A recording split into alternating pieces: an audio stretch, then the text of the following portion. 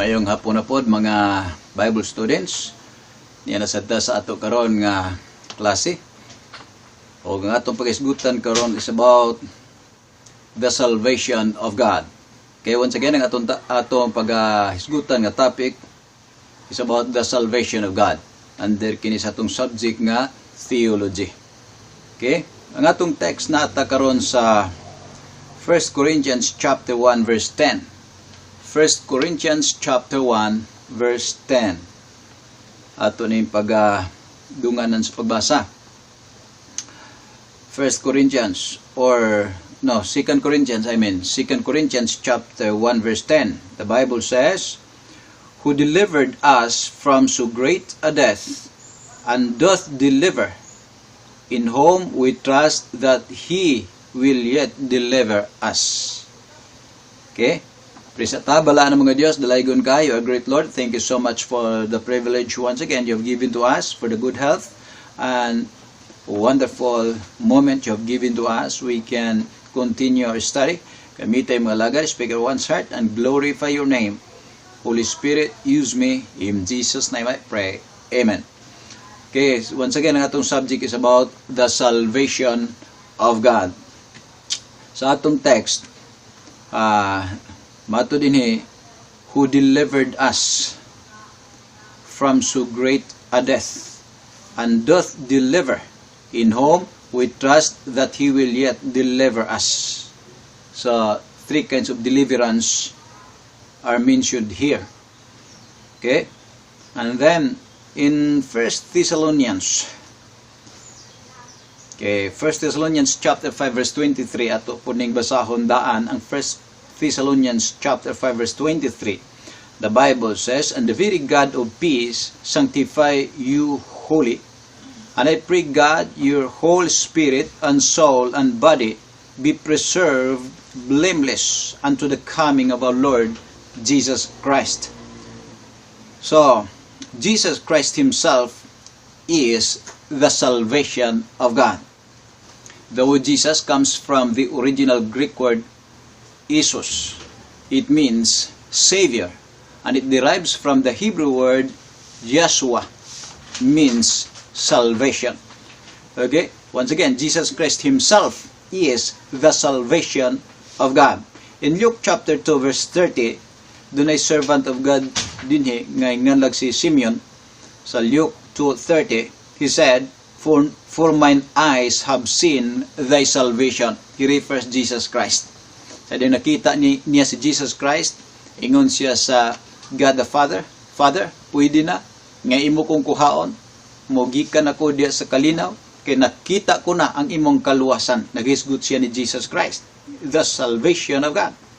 So once we receive Jesus Christ as our Lord and personal Savior, it was the time we could have the salvation of God. We have known already that God is a triune God. That is what Trinity is all about. And then man is also trichotomos or tripartite being. Ibig sabihin, having three parts. Sa atong text, gibasa karon sa 1 Thessalonians chapter 5 verse 23, doon na tayo spirit, doon na tayo soul, and doon na body. So our salvation also is threefold with God. Once again, our salvation also is threefold with God. Threefold means consisting of three or made up of three parts. So our text shows the three parts of our salvation with God. Number one, the first part, the past tense of our salvation. Okay? In our text, 2 Corinthians chapter 1 verse 10. Who delivered us, that is past tense, who delivered us from so great a death. Great a death here, surely it refers hell. Because in Revelation chapter 21 verse 8, it is said, lake of fire and brimstone, which is the second death. Kung doon na may great death, it refers hell, impierno. The word death means separation. Pag ang tao mo adto nag-impierno, ang kalag sa tao mo adto nag-impierno, Eternal na ginang iyang pag-amtos din na. Eternal separation from God. So, ito nag-great a death. So, balikan na to. Mato din who delivered us, that is past tense. So, the first part of our salvation is the past tense of our salvation. Who delivered, that is past tense. In 1 Thessalonians 5:23, and we pray, I pray God, your whole spirit. Gimension niya pag-una ang atong spirit, because the first part of our salvation, which is the past tense of our salvation, is called the salvation of our spirit. Okay? Kaniya itong atong espiritu, mga Bible students, na nabulag sa Diyos, spiritually dead, separated from God spiritually. But during the time we received Jesus Christ, according to the Bible, in Ephesians chapter 2, verse 1, the Bible says, and you hath he quickened who are dead and trespasses and sins. So nga itong espiritu gibuhi na, gipasig-uli na ta sa Diyos by faith in Jesus Christ. And that is the past tense. The first part of our salvation is past tense. The past tense of our salvation is the salvation of our spirit. Another term for that is salvation from the penalty of sin. During the time we received Jesus Christ, during the time, dili na ta silutan pa sa atong mga sala. Giluwas ta. We are saved. We were saved from the penalty of sin. Unsa day ang penalty sa sin? According to Romans chapter 6 verse 23, for the wages of sin is death, but the gift of God is eternal life through Jesus Christ our Lord. So ang bayad sa sala is death, kamatayon. Romans chapter 5 verse 8, Romans 5:8, but God commendeth His love towards us in that while we were yet sinners, Christ died for us. In other words, it was Jesus who paid for our sins. In 1 Peter chapter 2 verse 24, 1 Peter chapter 22 verse 24, the Bible says, who His own self bare our sins in His own body on the tree, that we, being dead to sin, should live unto righteousness, by whose stripes ye were healed. That is past tense. So, once again, our text shows the three parts of our salvation. The first part is the past tense of our salvation. That is the salvation of our spirit. That is our life, our spirit. And you have he quickened, gibuhi na ang atong espiritu. Gipasig-uli na, kaniadto napalayo sa Diyos, separated. That is what we call spiritually dead. But now, we are alive, spiritually reconciled to God by faith in Jesus Christ. Si Jesus ang gabayad sa itong mga sala, and therefore, that is what we call also salvation from the penalty of sin. That is the first part of our salvation, the past tense. Salvation of our spirit, salvation from the penalty of sin. Okay? Number 2. The second part of our salvation is the present tense of our salvation. The present tense of our salvation, according to our text, 2 Corinthians chapter 1 verse 10, who delivered us, that is past tense, from so great a death, and doth deliver, that is present tense. And doth deliver, that is present tense. So, unsa naman po giluwas din ha? The present tense of our salvation. In 1 Thessalonians chapter 5 verse 23, naghisgot og soul. Di lang ang tao is composed of spirit, also soul and body. So, past tense of our salvation, salvation of our spirit. The present tense of our salvation, salvation of our soul. Ang atong soul na po, that is our mind, will, and emotion. Ang giluwas sa Ginoo. Salvation of our soul. In 1 Peter chapter 1 verse 9. 1 Peter chapter 1 verse 9, the Bible says, receiving the end of your faith, even the salvation of your soul. So our soul is now saved. Saved from the power of sin. Ibig sabihin, we are no longer under sin. Kaya nga, ang mga bisyo ninyo, naundangan ninyo. Di ba? Ang tinuod nga luwas, mabago. Ang tinuod nga luwas, baguhon sa Ginoo. May sulat na, if any man be in Christ, he is a new creature. All things are passed away, behold, all things are become new. In other words, ang tinuod nga nakadawat ni Jesus Christ nga imong luwas, dili na ulipon sa sala. That is what we call the present tense of our salvation. The second part, salvation of our soul. We are no longer under sin. Okay? Salvation from the power of sin. In Romans chapter 6 verse 14. Romans chapter 6 verse 14. For sin shall not have dominion over you, for ye are not under the law, but under grace. Nagrasyahan ta ba? Di biya ta angay luwason, pero nagrasyahan ta sa Ginoo. Nga tungod di na ta ulipon sa sala karon. Nabiyaan na natong bisyo. Why? Because of God's grace. The Holy Spirit is working within. In Colossians chapter 1 verse 3 or 13, Colossians chapter 1 verse 13, who hath delivered us, this is present perfect tense, who hath delivered us from the power of darkness, that is bisyo, vices in life. Who hath delivered us from the power of darkness and hath translated us into the kingdom of his dear Son, spiritual kingdom, because Jesus Christ is now our King. He's working in us. Okay? So, sa 1 John chapter 3 verses 8 to 11, ipakita o sabi na, Jesus Christ came to destroy the works of the devil in our lives. That's why the second part of our salvation is the present tense, the salvation of our soul.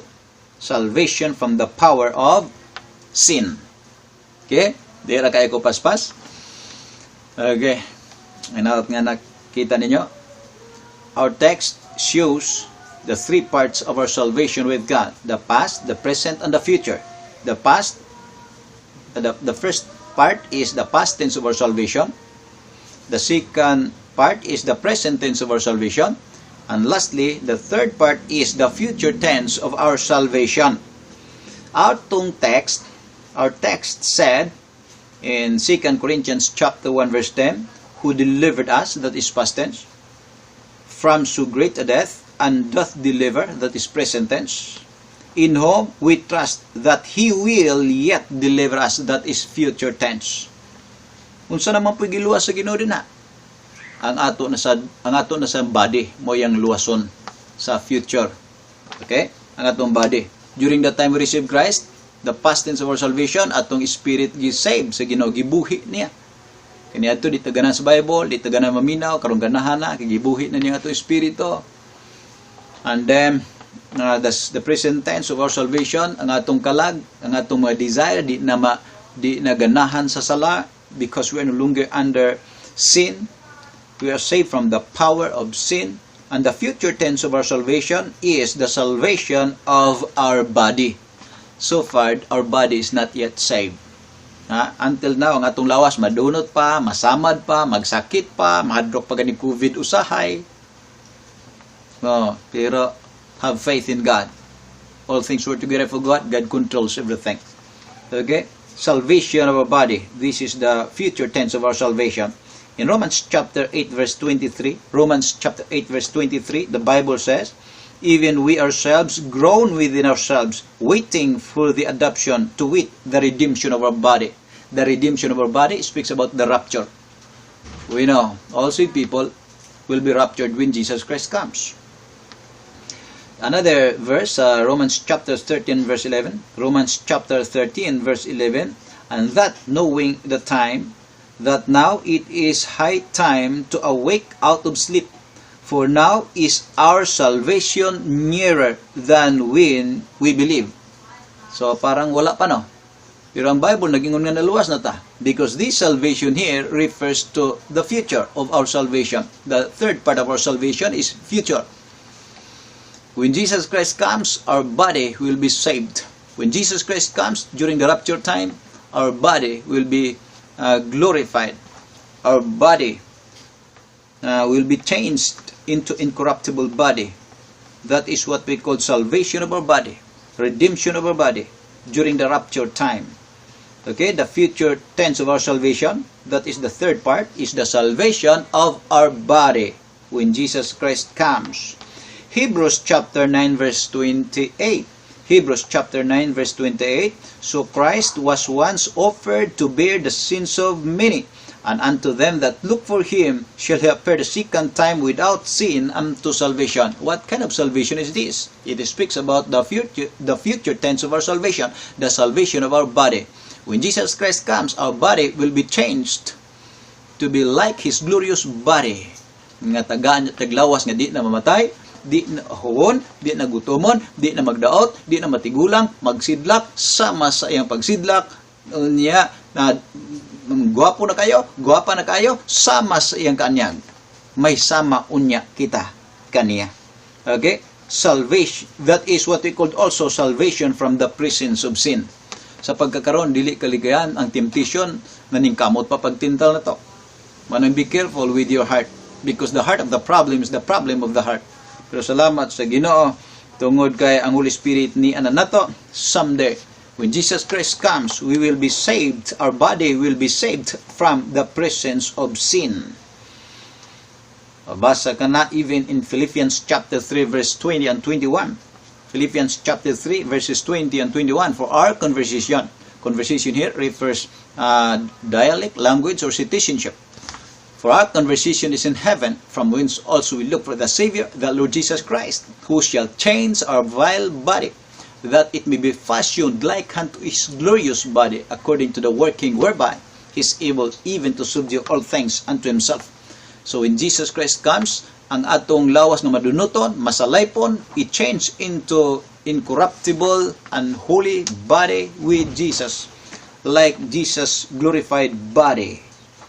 Basa usab ka na sa 1 Corinthians chapter 15 verses 51 to 57. 1 Corinthians chapter 15 verses 51 to 57. Therefore, use your salvation to serve God. Salamat sa inyong pag-decide nga mag-Bible school mo, magtuon mo the more, or makapangalagad mo the more. So, gamitan ang imong kaluwasan to serve God. Daga mga tao nga naningkamot mo alagad sa Ginoo, but because they are unsaved, they could not be able to serve God.